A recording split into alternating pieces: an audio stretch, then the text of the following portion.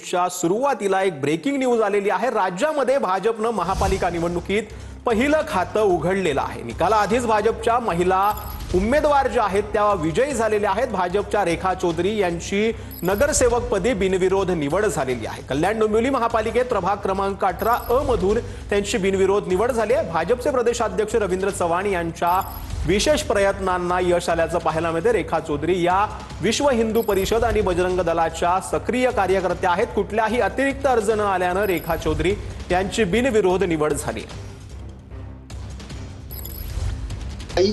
काय वाटतं तुम्हाला ज्या वेळेला ही माहिती मिळाली की तुम्ही बिनविरोध झाले, काय तुमच्या भावना आहे? जय श्रीराम। खरंच हा ईश्वरीय विजय आहे आणि हिंदुत्वाचा विजय आहे।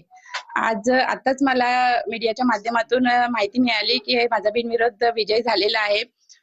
खरं तर प्रभागामध्ये काम करत असताना एक असा आनंद असतो आणि आम्ही जेव्हा फिरत होतो तेव्हा सुद्धा सगळे असे म्हणत होते की वहिनी तुम्हीच, पण आज खरंच नागरिकांचा जो माझ्यावर विश्वास होता तो विश्वास खरा उतरला आहे।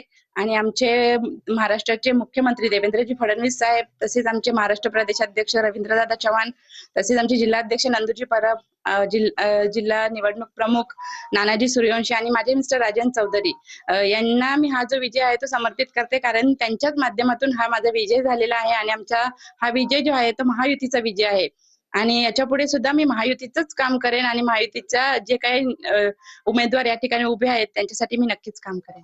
सुनील जाधव, TV9 मराठी, कल्याण।